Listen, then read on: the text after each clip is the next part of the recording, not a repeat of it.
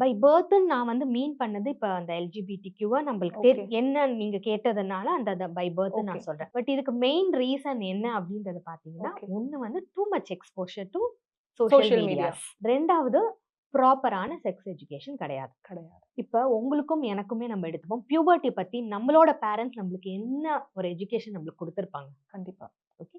But நம்பளா அத தெரிஞ்சுக்கிட்டு, ஓகே நமக்கும் இருந்திருக்கும். இருந்திருக்கும். ரைட்? இந்த பியூபர்ட்டி ஸ்டேஜ் வரும்போது ஓகே. நம்மளுக்கு ஏதோ நடக்குதே, உடம்பு என்னமோ கண்டிப்பா. பண்ணுதே, ம். தலைவலிக்குதே திடீர்னு, நம்மளோட உடம்பு மாறுது, மூட் ஸ்விங்ஸ் நெறைய வருது. நம்ம இருக்க மாட்டோமே, நம்ம ஜாலியா பட்டர்ஃப்ளை மாதிரி அங்கேயும் இங்கேயும் திரிஞ்சுட்டு இருப்போம். ஏன் கண்டிப்பா. நம்ம திடீர்னு இப்படி உட்கார்ந்திருக்கோம்ன்ற கேள்வி. ம். அண்ட் பியூபர்ட்டி முடிஞ்சதுக்கு அப்புறம் அந்த ஆப்போசிட் செக்ஸ்க்கான ஒரு அட்ராக்ஷன் ஆப்வியஸா இந்த பையன் நம்மளுக்கு பிடிச்சிருக்கு, இந்த பொண்ணு நம்மளுக்கு பிடிச்சிருக்கு. இது எல்லாமே நம்மளுக்கு இருக்கும். பட் இருக்கும். அதுக்கான எஜுகேஷன் கிடையாது. பட் இப்ப என்ன நடக்குது?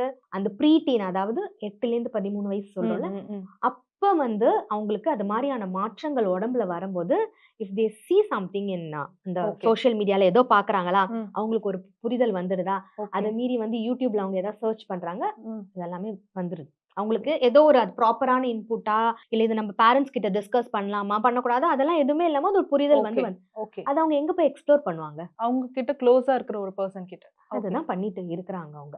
சோ நீங்க வந்து நெறைய கேஸஸ் வந்து பார்த்திருப்பீங்க. இப்படியெல்லாம் இருக்குமா? இது நீங்களே ஒரு சிக்கலா இருந்திருக்கும். இந்த கேஸ் வந்து இந்த குழந்தைய எப்படி நான் வந்து வெளியில கொண்டு வர போறேன் அப்படிங்கிற மாதிரியான விஷயங்கள் ஏதாவதுனா நீங்க ஷேர் பண்ணிக்கலாம். ஓகே. நம்ம 2 கேஸ் ஹிஸ்டரி இதுல வந்து பார்ப்போம். ஓகே. ஏன்னா நான் 2 விதமா சொன்னேன் பார்த்தீங்களா? பை பர்த்தே அவங்க வந்து இருப்பாங்க. இல்ல சில பேருக்கு வந்துட்டு அவங்களா அப்படி திங்கிங்ல வந்து இருப்பாங்க ஓகே. அப்படின்றது. ஸோ நம்ம பை பர்த்தே இருக்கிற ஃபர்ஸ்ட் ம். வந்து பேரண்ட் கூப்பிட்டுட்டு வராங்க. அதாவது ஓகே. ஷி இஸ் ஆல்மோஸ்ட் 23லேருந்து 24 கிட்ட இருப்பாங்க அவங்க. ம்ஹ்ம். அவங்க லெஸ்பியன்ன்றத பேரண்ட்ஸ் கிட்ட அவங்களே சொல்லிட்டாங்க.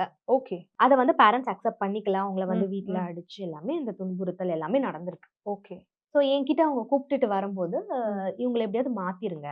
என்ன அப்படி சொல்லி. மெடிசின் ஏதாவது இருந்ததுன்னா, நீங்க வந்து ரெஃபர் பண்ணுங்க. டாக்டர் கிட்ட நான் கூட்டு போறேன். ஹாஸ்பிட்டலுக்கு கூட்டு போறேன் ம். ம். அப்படின்னு. ம். நான் வந்து அந்த பெண் கிட்ட பேசி பார்த்தது தான் நான் சொல்ல முடியும். ம்ஹ்ம். ஸோ பை அப்பியரன்ஸே ஷி இஸ் ஆல்மோஸ்ட் சேஞ்ச்டு. அவங்களோட நேம் முதற்கொண்டு மென் மாதிரி அவங்க எல்லாமே வந்து மாறி ஃபார் தட் கேர்ள். எஸ். அவங்களுடைய ஸோ ஓகே.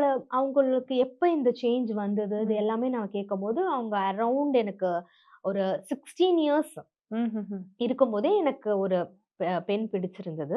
அண்ட் எனக்கு அப்பவே தெரிஞ்சிருச்சு. ம். நான் அந்த பெண்ணோட தான் இந்த ரிலேஷன்ஷிப்ல இருந்தேன். அந்த பொண்ணும் அத வந்து அக்செப்ட் பண்ணிக்கிட்டாங்க. ஓகே. பட் ஆஃப்டர் ஒரு 4 ஆர் 5 இயர்ஸ் அது வந்து அந்த ரிலேஷன் பிரேக் ஆயிடுச்சு. அண்ட் அதுலேருந்து நான் வந்துட்டேன். ம். அண்ட் அதுக்கப்புறமும் எனக்கு வந்துட்டு அந்த கேர்ள்ஸ் மேல தான் வந்து இன்ட்ரெஸ்ட் இருக்கு. இருக்கு.